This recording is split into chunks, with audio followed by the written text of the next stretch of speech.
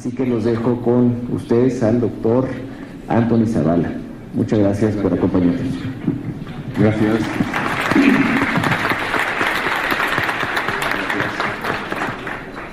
Buenos días a todos y a todas. Es un placer volver a estar con vosotros aquí en México. Espero seguir viéndonos muchas veces, quizá no todos juntos, pero de una en una,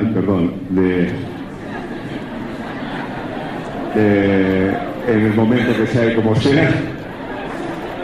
Y empecemos la fiesta. Pues,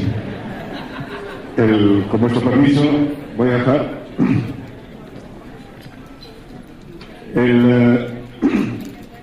sobre pensamiento crítico y científico, sobre los aspectos concretos del pensamiento científico y crítico. No voy a decir mucho más de lo que ya existen en los documentos que os van a entregar, en los que se puede decir mucho más, pero no mejor. Yo creo que está todo dicho. El problema está relacionado en cómo conseguir que esto llegue a nuestras aulas.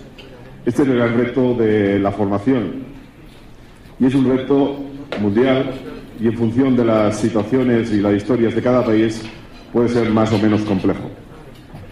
El cambio más importante que hemos tenido a fines del siglo pasado y a principios de esto está relacionado con dos ideas fundamentales que son las que están revolucionando de algún modo el sistema educativo.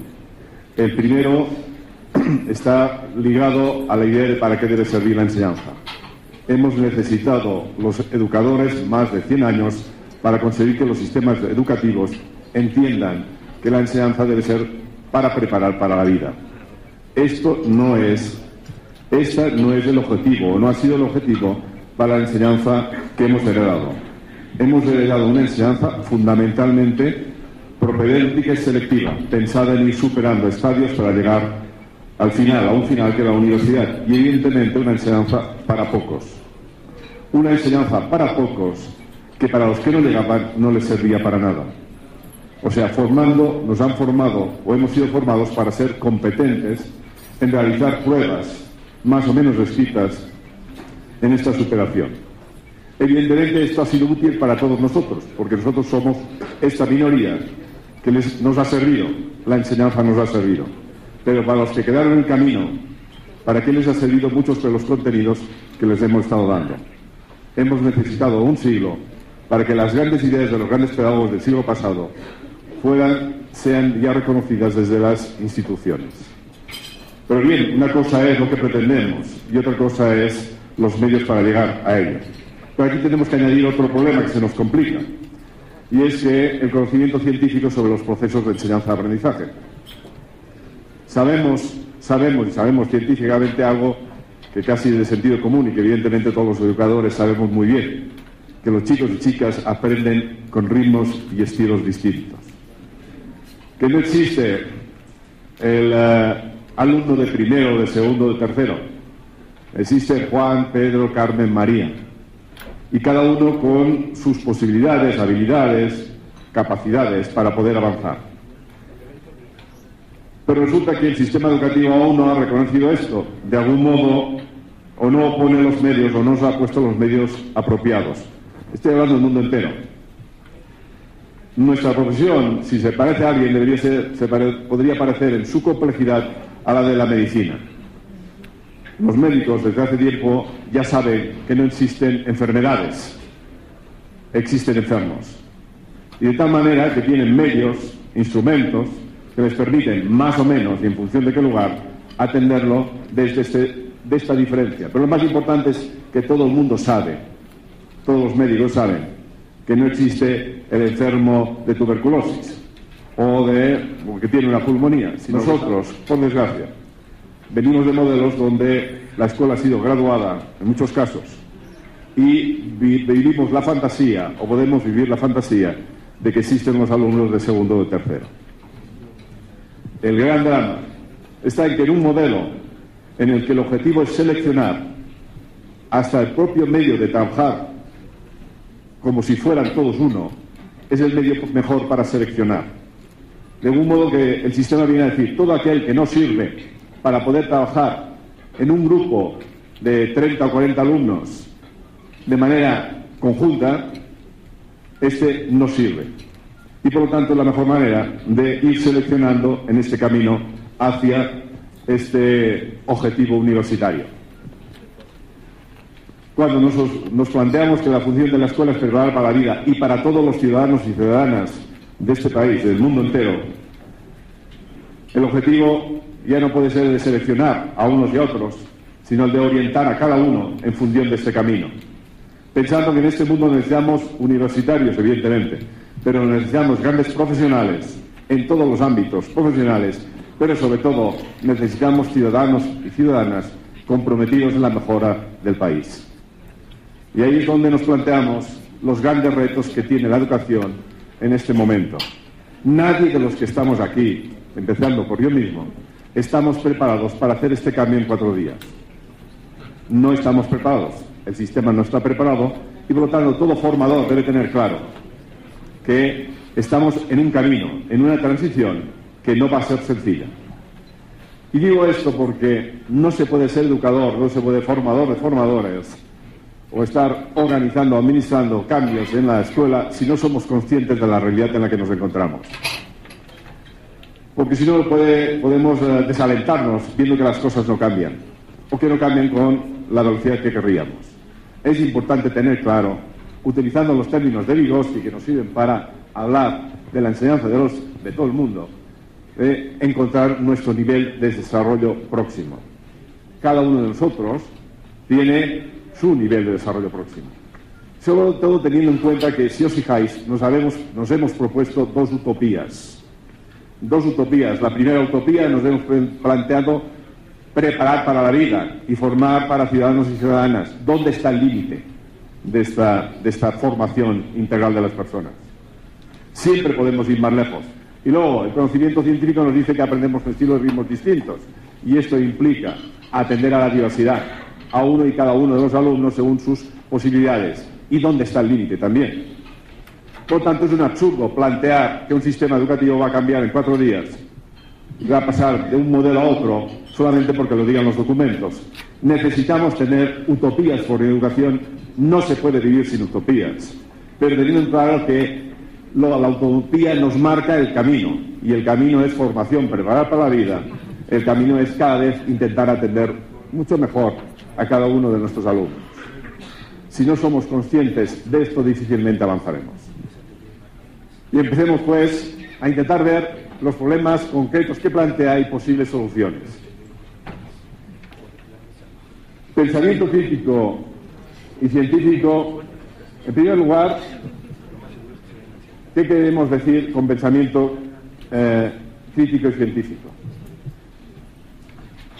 Diremos que, y en estos momentos se plantea así en este país, que el pensamiento crítico y científico no es un objetivo en sí mismo, sino es el medio para poder intervenir en esta sociedad. Es el medio. Entendemos que esta sociedad será mejor en tanto en cuanto todos los ciudadanos y ciudadanas sean capaces de lo que decían algunos, tener un espíritu democrático. Se dice que el espíritu democrático está asociado al espíritu científico. ¿Qué es lo que pretende un científico? ¿O qué es lo que nos da la idea de un pensamiento científico? Es la de creer que no existe nada que sea bueno o malo si no se puede fundamentar, si no se puede argumentar. Detrás de cualquier afirmación deben haber los argumentos correspondientes. Argumentos, razones que puedan fundamentar aquello que hacemos. Teniendo en cuenta que la sociedad y la comprensión de esta sociedad es compleja. Y se dice democrático, porque a fin de cuentas acabamos votando en sociedades democráticas y muchas veces quizá votamos no a partir de la fundamentación y la argumentación. Muchas veces, si veis, cada vez más las decisiones o los programas políticos están relacionados a unos lemas sencillos, a una visualización de personas que tienen más o menos capacidad de atraer. Pero aquello que proponen está fundamentado, está razonado. Evidentemente, necesitamos una sociedad que cada vez tenga un pensamiento más crítico, más científico, y seguramente esto nos va a promover una sociedad más justa. Pero hay unos aspectos técnicos, porque he dicho que definirlo está bastante bien definido. El problema está en cómo lo hacemos. Pero para saber cómo lo hacemos tenemos que entender los entresijos de lo que implica una enseñanza, primero un aprendizaje del pensamiento crítico y científico. En primer lugar, intentemos analizar lo que representa. Y es importante identificarlo, porque muchas veces podemos caer en tópicos. La universidad que hemos vivido todos nosotros es una universidad que ha aprendido a formar científicamente a los ciudadanos. Y básicamente el discurso ha sido o estado relacionado con el saber. Lo importante para poder tener conocimiento crítico y científico está en tener conocimiento. De tal modo diríamos que es cierto, y es así. Sin conocimiento es imposible tener pensamiento crítico. Pero tenemos que tener en cuenta que este pensamiento está integrado de distintos componentes: conocimientos, habilidades y actitudes. Conocimientos que son de dos tipos: hechos y conceptos. Habilidades, procedimientos y actitudes. Es importante esta diferenciación porque el conocimiento que disponemos de cómo las personas aprenden no es un conocimiento integrado, sino que aprendemos de formas distintas en función de cada uno de estos componentes. Las competencias, al final, el pensamiento crítico y científico no es ni más ni menos que una de las competencias básicas. Está compuesto de, como cualquier competencia, de 4 patas. A la que falla una pata, ya no somos competentes. Esto es importante porque ante una idea de formar en competencias muchas veces hay una idea de que ya no son necesarios los conocimientos, pero lo importante es el saber hacer. El saber hacer es consustancial a cualquier acto humano y por lo tanto un pensamiento crítico, una actuación crítica, un pensamiento científico y una actuación científica. El saber hacer es básico, pero sin conocimiento este saber hacer es muy débil. Por lo tanto, pensamiento crítico implica un conocimiento de hechos y conceptos, el dominio de un saber hacer y también unas actitudes determinadas, una manera de actuar ante los demás y ante la sociedad y ante sí mismo. El problema que tenemos en la enseñanza es que cada una de estas cosas se aprenden de forma distinta e implican acciones distintas. Para poder llevar a cabo una enseñanza, y esto es importante porque no hemos sido preparados para ello, nosotros hemos sido preparados para tener un pensamiento aplicador. Pensamiento aplicador. Digo todos los que estamos aquí y todos nuestros compañeros y compañeras. No digo que lo seamos, digo que hemos sido preparados para tener pensamiento aplicador. Fijaros, cuando decís vamos a hacer una formación y proponéis una formación, ¿qué os dicen los maestros y maestras? Dicen, sí, queremos una formación, pero sobre todo que sea práctica. ¿Qué nos están diciendo con que sea práctica? Diciendo con que les digamos lo que tienen que hacer. Dinos lo que tenemos que hacer, que nosotros ya lo haremos bien. Pero desplazan la decisión de cuál debe ser este tipo de ciudadano y ciudadana, o sea, el diagnóstico de lo que debe ser un ciudadano y ciudadana en esta sociedad, desplazan esta determinación diagnóstica. En segundo lugar, la planificación. ¿Quién diagnostica? ¿Quién ha diagnosticado siempre en nuestras escuelas?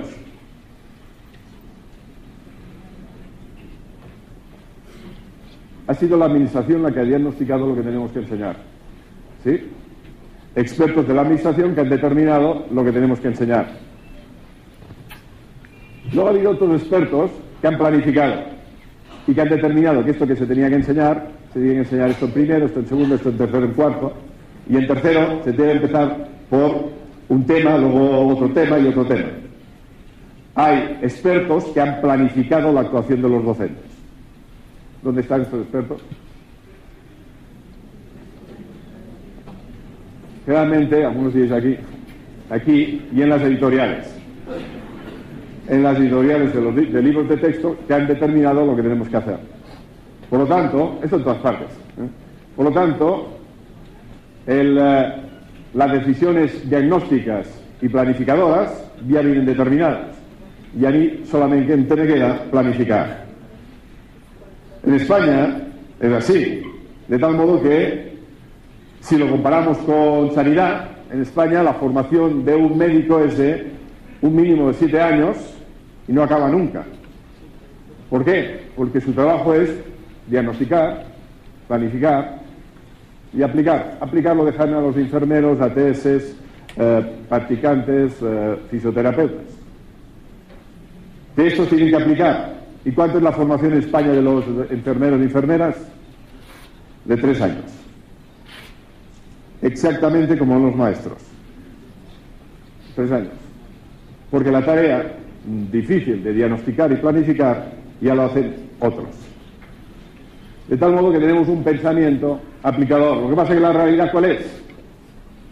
La realidad es que en el aula al final tenemos que tener siempre un pensamiento estratégico. Porque aquello que se ha dicho de viene de fuera nos sirve como referentes, pero no son los que podemos utilizar. La planificación que nos dan los libros de texto, suerte tenemos de ellos, nos sirve para ayudarnos en nuestra intervención, pero no para dictar lo que tenemos que hacer, sino a partir de eso intentar aplicar aquello más conveniente, en función de los alumnos y lo que yo pretendo. Por lo tanto, el gran problema que tenemos en el mundo entero es cómo pasamos de un pensamiento aplicador a un pensamiento estratégico. Pensamiento estratégico quiere decir que debemos tener claro el por qué hacemos lo que hacemos. Si no tenemos claro por qué queremos enseñar para la vida y formar un pensamiento en pensamientos complejos y científicos o críticos, difícilmente podemos hacer nuestro trabajo. Porque cuando decimos críticos, ¿en relación a qué se tiene pensamiento crítico? Y cuando se habla de pensamiento científico, ¿en relación a qué también? Por lo tanto, tenemos que tener claro el camino. Segundo lugar, ¿y qué conocimiento tenemos de cómo se aprende? Cada vez sabemos más cosas que inciden en la forma de enseñar. Veamos conocimiento, y voy a hacerlo muy rápido, porque de esto ya sabéis mucho. Sí, voy muy rápido. Estamos hablando de la enseñanza de cualquier tipo de competencia y por lo tanto también de cualquier tipo de contenido o componente de las competencias. En primer lugar, debemos partir siempre de los conocimientos previos del alumno. Por lo tanto, la primera pregunta a la hora de analizar una práctica educativa es preguntarnos, en mi unidad didáctica, en mi unidad de planificación, en mi programación, ¿tengo actividades que me permiten conocer los conocimientos previos del alumno? Y por lo tanto, si estamos hablando de pensamiento crítico o pensamiento científico, la pregunta es, ¿qué saben qué saben sobre eso? Segundo lugar, mira, esto está en catalán. Lo siguiente, solamente el nou contingut. Quiere decir, nuevo componente, nuevo contenido de enseñanza. La pregunta es, la siguiente es, ¿y aquello que presentamos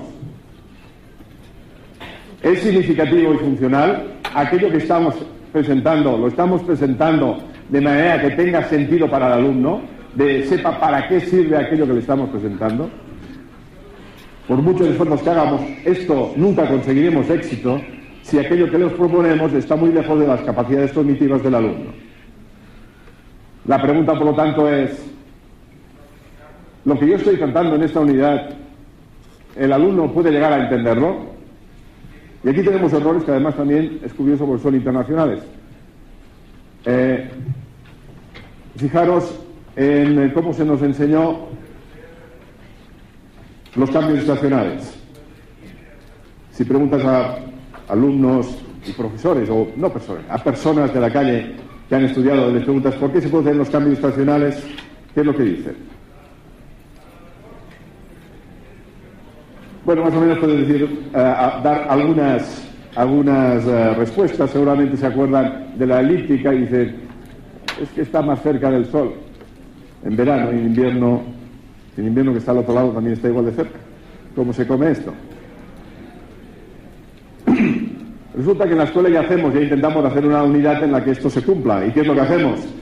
Esto se aprende, generalmente está en tercero o cuarto, aquí también, ¿no? En tercero o cuarto, y como es difícil, lo que hace es la maestra, con mucho esfuerzo, lo que busca es, intenta ayudar a que lo entiendan, toma a un niño más bien redondito, que sea como el sol, lo coloca en medio de la clase, y entonces busca a una niña encantadora, que sea como la tierra, y entonces empieza a intentar representar los dos movimientos, el de rotación y el de traslación, mirando que no se haga daño, porque dar vueltas girando a sí mismo y moviéndose tiene sus dificultades, pero está claro que en ningún momento entra aquello que es difícil, que es hacerlo con una inclinación de 21,27 grados en relación al eje de traslación. Con lo cual, aquello que es básico para comprender los cambios estacionales no se hace. Hacemos muchos esfuerzos, pero sabemos que hasta que no tienen 12, 13, 14 años, intervenir en más de 2 o 3 variables al mismo tiempo les es muy difícil. Por muchos esfuerzos que hagamos, si no tenemos en cuenta esto, difícilmente lo vamos a conseguir. Siguiente es, aquí, esto nos lo diría quizá Piaget cuando habla de los niveles de desarrollo operatorio, pero existe otro científico, Vygotsky, que les dice, no sé si esto es cierto, lo que tú dices de que hasta cierta edad son incapaces de poder comprender según qué cosas. Lo que yo sé es que si conseguimos darle a los alumnos retos, desafíos cercanos a aquello que puede hacer, de tal modo que con la ayuda de los profesores, otros alumnos consigan el éxito, podemos avanzar. Y plantea la pregunta subsiguiente que nos podemos hacer nosotros en nuestra propuesta pedagógica, que es preguntarnos, ¿las actividades que les proveemos están en la zona de desarrollo próximo de uno y cada uno de nuestros alumnos y alumnas? Sobre todo cuando tenemos 40 alumnos. Aquí no se acaba. También tenemos otras condiciones que sabemos. Sabemos que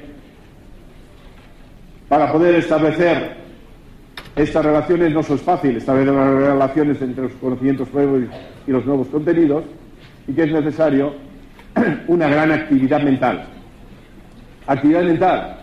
Y sabemos que la actividad mental pasa por el ver y el tocar, por las ejemplificaciones, por las representaciones. He ahí uno de los problemas de mucha pedagogía activa, que ha consistido en hacer cosas.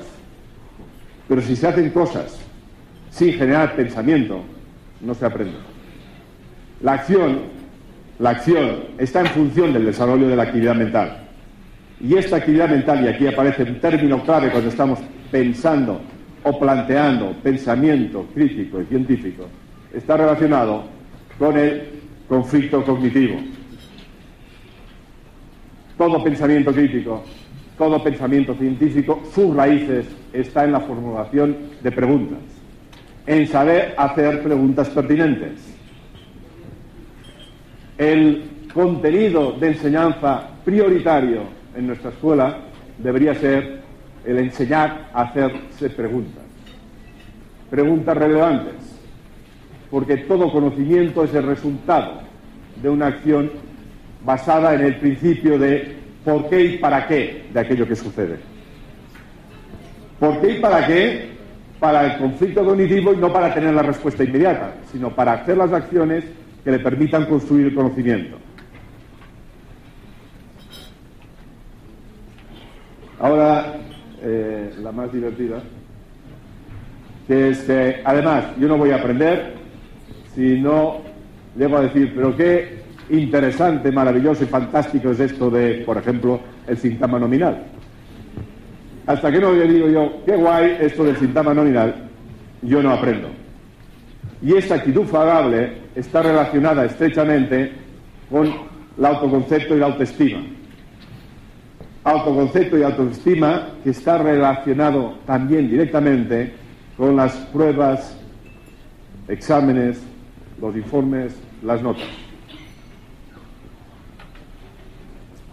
De tal modo que sabemos que si queremos avanzar en el aprendizaje de los alumnos es necesario un modelo no basado en la selección del alumno, no basado en la comparación de uno con los demás, sino en la superación personal, modelos orientativos y no selectivos. Esto nos puede llevar, además, y sabemos que este proceso será más profundo, este aprendizaje será más profundo si existe un proceso de reflexión sobre lo que estamos haciendo, lo que se llama metacognición. Como mayor sea el proceso, el análisis de cómo estoy yo aprendiendo, más profundo será el aprendizaje. Pero además conseguimos dos cosas con la metacognición, con la reflexión sobre el aprendizaje. En primer lugar, profundizar sobre aquello que he aprendido, pero, y también, aprender a aprender, reconocer cuáles son nuestras estrategias más apropiadas para llegar al conocimiento. Tendríamos ahí el problema, y cuando os hablaba de lo estratégico, es que la diferencia entre los pedagogos del siglo XX y los del XXI es que los pedagogos del siglo XX se podían mover en la intuición contrastada sobre cómo las personas aprenden. Hoy tenemos datos suficientes que nos permiten identificar cuando una práctica educativa es más o menos apropiada. Sigamos. Pero además, esto sería en términos generales, pero además sabemos, ahí muy deprisa, que tal como hemos visto, los componentes de cualquier competencia se aprenden de formas distintas. Sabemos que los hechos se aprenden memorizando, por repeticiones verbales. Sabemos que los conceptos no se aprenden por repeticiones verbales, sino que aprenden por procesos de construcción, y esto tiene complejidad, porque implica que depende de las capacidades del alumno y del pensamiento y de las experiencias anteriores. Por lo tanto, una clase como la que estoy haciendo yo es muy válida para los contenidos factuales, para los hechos, porque los hechos se aprenden memorizando, y por lo tanto cada uno de vosotros puede atender su diversidad memorizando más o menos veces. Pero la forma de enseñar sigue siendo la misma. Pero cuando estoy enseñando conocimientos conceptuales que son abstractos, ya no me sirve la simple reproducción de una definición. Necesito entenderla.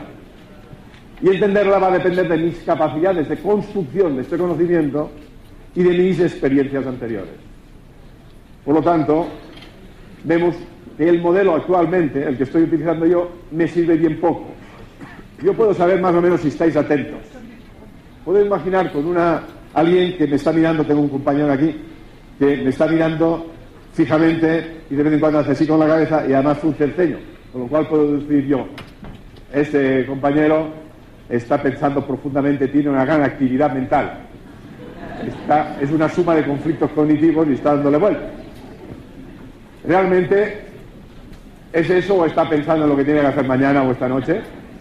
¿O qué va a hacer con la fiesta que nos han planteado? Está claro que yo no puedo saberlo. Si quiero ayudar a vosotros, tendría que ponerles trabajos en los que pueda ver vuestras producciones, y a partir de vuestras producciones orales, escritas, de diálogo con los compañeros, etcétera, etcétera, poder intervenir y ver hasta qué punto estáis comprendiendo o no, e intentando ayudar a cada uno en función de sus posibilidades. Vayamos a los procedimientos. Se aprende a hacer haciendo, y por lo tanto aquí la cosa se complica. El pensamiento crítico y científico es una suma de procedimientos: razonar, inferir, transferir, analizar, etcétera, etcétera. Y se aprenden haciendo, pero primero, antes que nada, antes de plantear el aprendizaje de un procedimiento, ¿qué es lo que tenemos que hacer? Enseñar el modelo. Enseñar el modelo. Se aprende a analizar analizando, pero necesitamos el modelo. Se aprende a observar observando, pero analizamos el modelo. Se aprende a inferir infiriendo. Primero enseñamos el modelo, y una vez tenemos el modelo, ¿qué pasa? Que hay algunos alumnos que lo saben reproducir muy bien o aplicar muy bien, y en cambio otros necesitan 1, 2 veces, 3 veces, 4 veces. Nos pasa como con el baile. ¿Se aprende a bailar bailando? Sí, ¿no? Pero necesitamos un modelo. Y luego, ¿qué pasa? Que enseñamos el modelo y realmente hay una chica que baila directamente bien ya solamente viendo el modelo. Pero los demás, ¿qué necesitamos? Práctica. Y unos 5 veces, otros 10 veces, otros 30 veces. ¿Y cómo se gestiona un aula en la donde hay tantos ritmos? ¿Qué haríamos con el baile? ¿Qué hacemos con el baile? El que lo resuelve una vez le dice, ponte con el otro y ayúdale. Gestionando el aula con ayudas entre iguales. Esta es la madre del cordero de una enseñanza de procedimientos y, por lo tanto, de un pensamiento crítico, de un pensamiento científico. Una dinámica grupal compleja. Más tarde os hablaré de eso, en concreto. Una dinámica grupal compleja. Cuando tenemos todo esto y conocemos todo esto, nos podemos empezar a mover ya. Y aquí veríamos una serie de implicaciones que tiene una enseñanza a partir de la idea de que queremos formar competencias para la vida, y entre ellas, evidentemente, el pensamiento crítico y el pensamiento científico. Principios que se deducen de una formación para la vida. El objeto de estudio es la realidad, y la realidad desde su complejidad. Pero cuidado, teniendo en cuenta que uno no aprende a entender la complejidad, sino que debemos partir de situaciones complejas, pero analizándolas a partir de elementos puntuales que permitan ir construyendo este conocimiento desde lo sencillo a lo complejo. Segundo, la comprensión y actuación en la realidad son complejas. Esto quiere decir que siempre debemos proponer situaciones que le ayuden a entender esta complejidad. Y esto implica entrenamiento en situaciones complejas, de lo más sencillo a lo más complejo. Hemos de tener en cuenta que cuando planteamos una enseñanza por áreas, por disciplinas, por campos formativos, por asignaturas, estamos rompiendo con la realidad. Estamos simplificando la realidad. Evidentemente debemos partir de esta simplificación, pero para llegar a la complejidad. A pesar de sus carencias, a pesar de las carencias de las disciplinas, es lo único que tenemos. Y por lo tanto, es lo que debemos utilizar, aprendiéndolo profundamente. Un aprendizaje para la vida no implica un menosprecio de las disciplinas, al contrario, implica retornar al verdadero sentido de las disciplinas que se ha perdido en las escuelas. En las escuelas, ¿por qué digo esto? Porque cuando estudiamos física, ¿por qué estudiamos física? Obligados. Y estudiamos la física por la física, la química por la química, la matemática por la matemática, la lingüística por la lingüística, pervirtiendo el verdadero sentido de las disciplinas, porque el objeto de estudio de la matemática, ¿qué ha sido? No es la matemática. Son los problemas y situaciones que se pueden solucionar con la matemática. El objeto de estudio de la física es la realidad. Y de la realidad escoge una parte, amputa una parte, pero lo hace para poder entender mejor esta parcela. Pero el objeto de estudio sigue siendo la realidad. Sigamos. ¿Qué implicaciones tiene esto? Esto tiene ya implicaciones en la secuencia didáctica, en la unidad didáctica. Tiene que hemos de presentar el objeto de estudio en su complejidad. El proceso de análisis de cada uno de esta realidad debe convertirse en preguntas, cuestiones, problemas. Es cuando vamos a esta realidad, nos plantea problemas, conflictos cognitivos relacionados en el porqué, el para qué y el qué de esta realidad. Para dar respuesta a esto es donde utilizaremos las distintas disciplinas. Una vez delimitado el objeto de estudio, utilizaremos los distintos instrumentos conceptuales y metodológicos que nos pueden dar respuesta a esta situación. Ni más ni menos como hace cualquier científico. Y para ello, estos instrumentos metodológicos y conceptuales, ¿de dónde provienen? provienen de las disciplinas académicas. Pero los instrumentos, como instrumentos, no como fines. Fines, instrumentos que nos ayuden a dar respuesta a los problemas que nos hemos planteado. De tal modo que a partir de aquí utilizaremos el saber disciplinar y, lo que es importante, haremos e intentaremos integrar esto que nos aportan las disciplinas en relación a cada una de las disciplinas, para ver cómo el conocimiento físico, matemático, lingüístico nos ayuda a entender mejor esta integración. De tal modo que el esquema sería: hemos empezado en una situación de la realidad que ya en su momento Claparet, y lo retomó de Crowley, llamaba síncresis, una visión de la realidad desdibujada, para llegar a una visión de la realidad más profunda, mediante el análisis que hemos hecho a partir de plantearnos preguntas. Preguntas en las que nos han permitido extraer o buscar instrumentos metodológicos y conceptuales para dar respuesta a estas preguntas. Pero lo hemos hecho analíticamente, pero no sirve de nada si luego no lo volvemos a integrar. De tal modo que volvamos a tener una visión de esta situación de la realidad desde su complejidad, pero una realidad mucho más profunda. Esto es lo que se deduce de formar para la vida. Pero ¿qué se deduce en las fases de enseñanza y que tenemos que integrar unas y otras a partir del conocimiento de cómo se aprenden de cómo se producen los aprendizajes?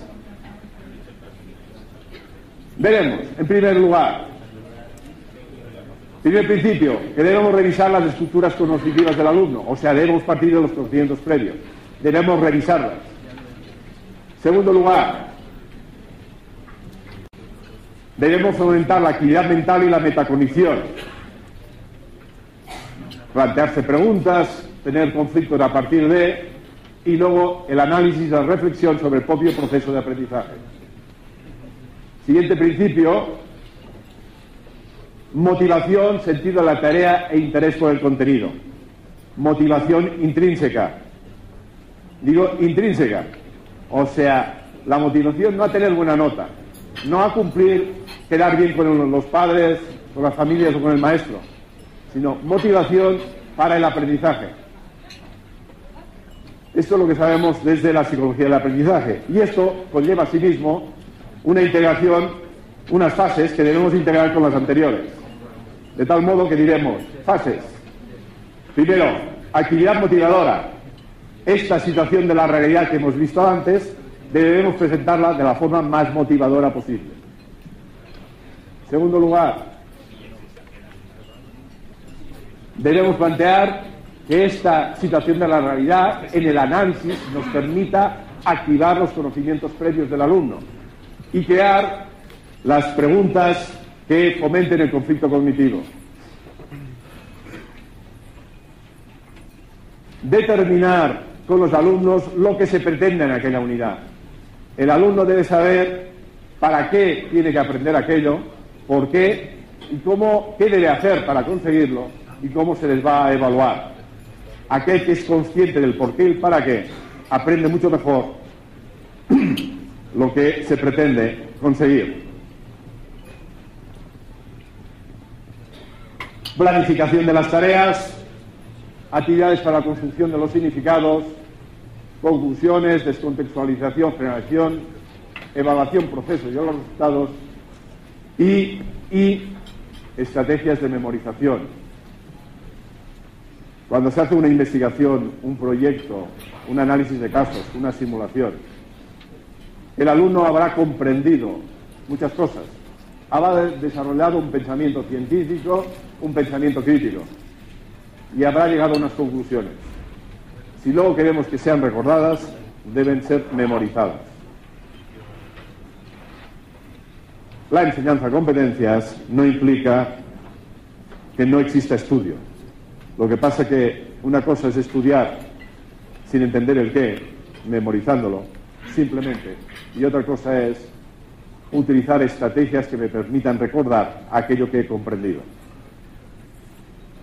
Pues bien, ya tenemos los principios y las fases. Y veremos que estas son las que se deben cumplir. ¿Y cómo lo cumplimos? O lo podemos cumplir mediante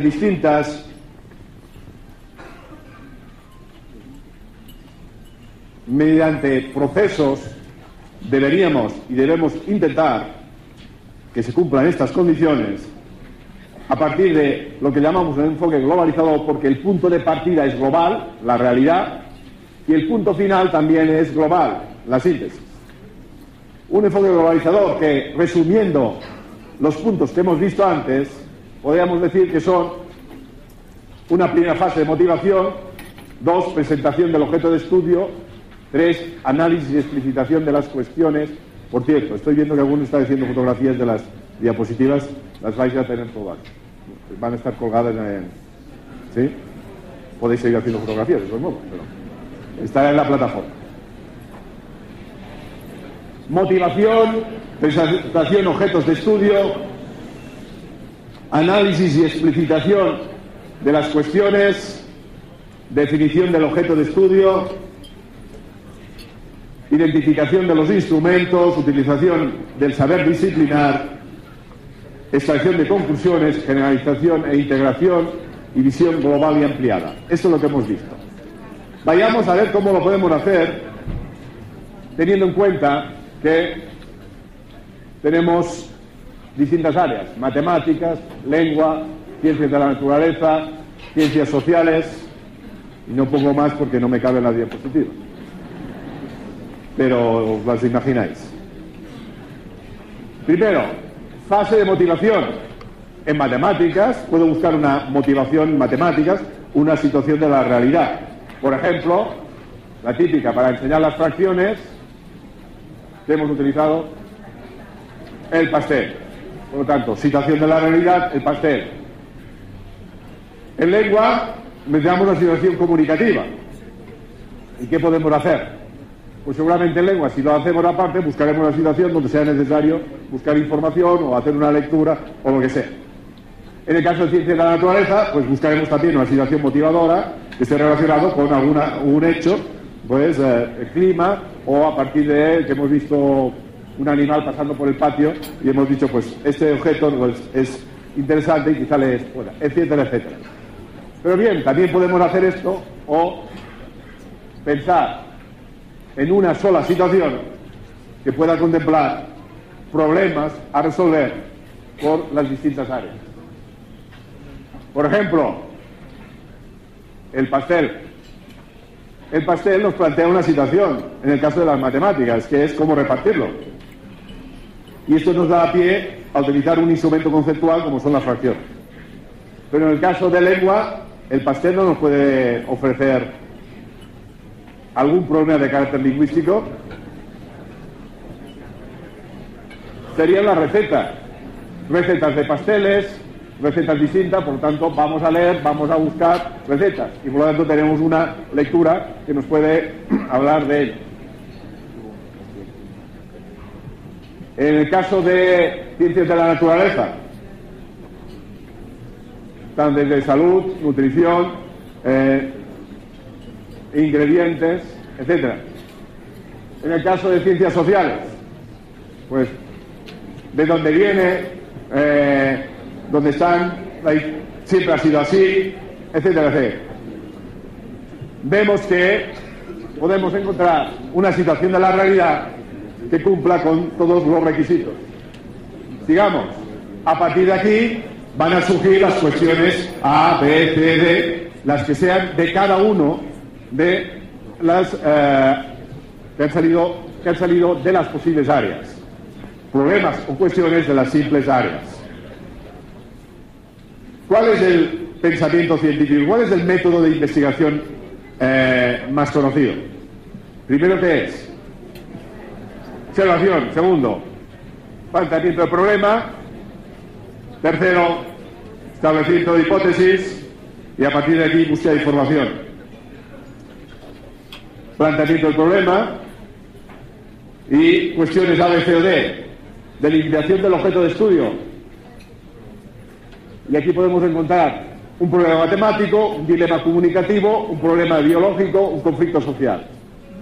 Luego, identificación de los instrumentos, recursos matemáticos, recursos lingüísticos, recursos biológicos, científicos, recursos sociales. Y luego, la utilización de cada uno de estos conocimientos para poder llegar a la comprensión y respuesta de cada una de estas cuestiones o problemas que nos hemos planteado. Al final, podemos llegar a una extracción de las conclusiones de cada una de las áreas, pero lo importante es el ejercicio de integración de cómo los conocimientos adquiridos en una u otra área lo que dan es una mayor profundidad al conocimiento adquirido. Y al final, volver a la situación real e identificar cuáles son las diferencias que teníamos y ver hasta qué punto hemos comprendido mejor esta situación de la realidad. En el caso de que estuviésemos en secundaria, podría funcionar igualmente.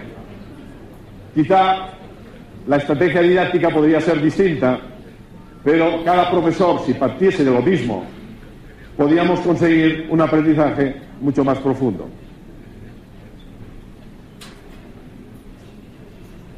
Vayamos, este es el esquema general de todos los posibles proyectos que permiten cumplir con estas condiciones. El que está más relacionado con el tema que nos ocupa hoy sería el del proyecto de investigación del medio. Los demás, análisis de casos, simulaciones, resolución de problemas, trabajo de campo, etcétera.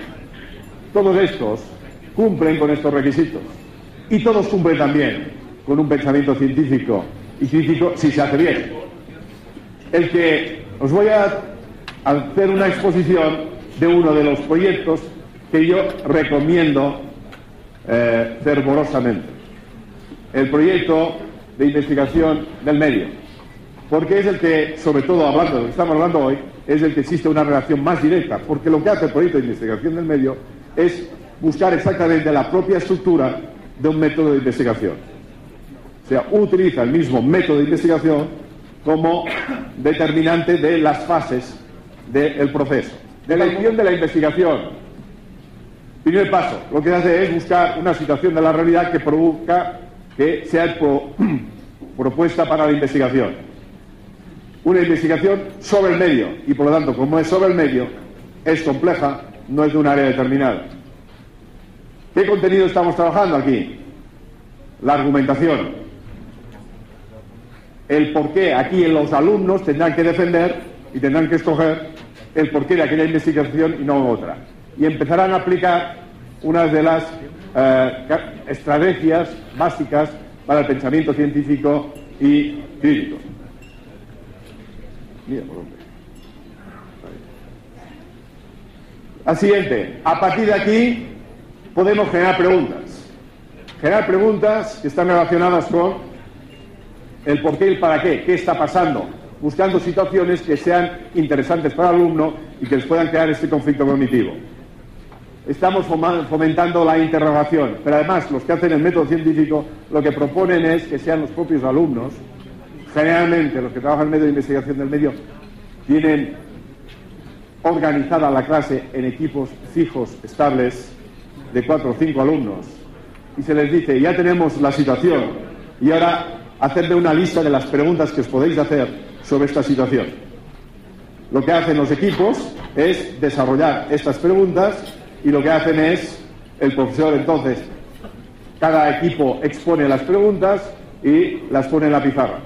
Una vez las tiene en la pizarra, las clasifica, las organiza en función de sus características, y una vez dicho esto, entonces les propone, les dice, bien, ya hemos hecho preguntas, pero hay cosas que ya sabéis, muchas cosas que sabéis. Otra vez, en equipos, intentad dar respuesta a estas cuestiones, porque luego haremos un pequeño debate. Los alumnos en equipo hacen las distintas cuestiones y inmediatamente lo que hacen es, en el debate, exponer sus respuestas intuitivas. Podríamos decir sus hipótesis. Y a partir de esta discusión veremos que los alumnos algunos dicen, pues tenemos razón, no tenemos razón, y al final el profesor dice, veremos si tenéis razón o no. Vamos a buscar la fundamentación de estas razones, porque no me sirve para nada vuestras opiniones si no están fundamentadas. Vayamos a ver si es cierto esto que pensáis, y a partir de aquí el paso siguiente es el de establecer los instrumentos que me van a permitir informarme de aquello. Fuentes de información directas e indirectas. Algunas directas serán un trabajo de campo, podemos preguntarlo, podemos mirar, podemos ver, podemos ir al laboratorio, y otras indirectas que pueden ser las de internet o preguntándole a otros. El profesor puede ser una fuente directa de información, pero informa cuando se le hace la pregunta. Y han encontrado que no hay otra forma mejor que el propio profesor. Nunca debemos anticiparnos a las preguntas del alumno. Debemos fomentar la pregunta, y cuando he hecho la pregunta, entonces, en todo caso, podemos darle la respuesta. A partir de aquí, el proceso siguiente sería el análisis, luego el plan de búsqueda. Deben planificar la intervención para poder dar respuesta a aquellos problemas. Si tienen que hacer una encuesta, pues cómo se hace una encuesta. Si es una entrevista, si es una fuente de información. Nunca les debemos decir ir ya a Google y buscar la respuesta, sino tiene que haber un plan en el que define exactamente qué es lo que se tiene que buscar en Google y qué no. El paso siguiente es recogida y selección de la información. Aquí es necesaria una capacidad de discriminación. Es clave en el futuro. Lo importante no es encontrar la información, sino encontrar la información sustantiva, la que realmente sirve para aquello que nosotros hemos planteado y que además esté contrastada. Luego, a partir de aquí, conclusiones. Cada equipo lo que hace es, después de la búsqueda de información, lo que hace es una exposición a los demás, y a partir de esta exposición la maestra ayuda a establecer las conclusiones sobre todo el trabajo que se ha realizado, para posteriormente pasar, y esto es importante, a mí me gusta mucho el método de la investigación del medio. Fue desarrollado por el MCI, Movimiento de Cooperación Educativa de Italia, en la que decía que la escuela no es una reproductora de cultura, sino es una productora de cultura, y que todo aquello que aprendemos en la escuela no debe quedarse en la escuela, sino que debe darse a la sociedad.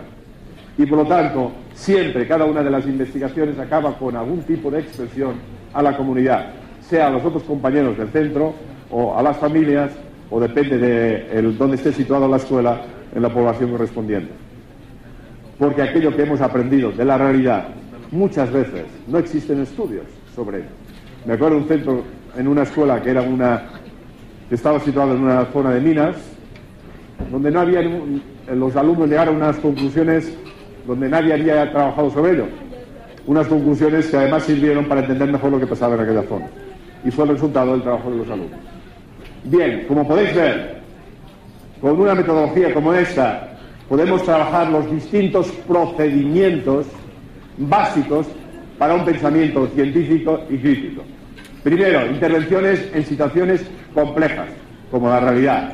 Y luego, la utilización de distintas estrategias, como son la argumentación, la interrogación, la inferencia, el análisis, la planificación, la discriminación, la generalización y la expresión. Bien, yo diría que estamos ya ¿sí? Como mucho rato ya, hace tiempo. No, por favor, que ahora viene lo importante. La idea es una enseñanza para la vida. Es inexcusablemente una enseñanza basada en personas con capacidad crítica y capacidad de razonamiento y argumentación de lo que hacen, de tal modo que puedan intervenir en esta sociedad, de tal modo que pueda llegar a ser más justa, más equitativa, más solidaria, desde la razón. Y esto solamente es posible trabajando insistentemente en los contenidos, pero en métodos de enseñanza donde constantemente estemos utilizando estrategias como las que hemos visto aquí. Está claro que decidme cuántas escuelas hoy existe en México que puedan, y en Cataluña y en España, que puedan conseguir que todas sus unidades didácticas estén basadas en un planteamiento como el que hemos expuesto hasta ahora. ¿Cuántas? Poquititas. Pero las hay. Quizá no en todas las unidades, pero sí en muchas unidades. Lo importante es ir avanzando a partir de lo que ya estamos haciendo, de tal modo que cada día podamos decir que lo estamos haciendo mejor que ayer. Esto es la clave, buscar itinerarios de crecimiento personal, social y colectivo.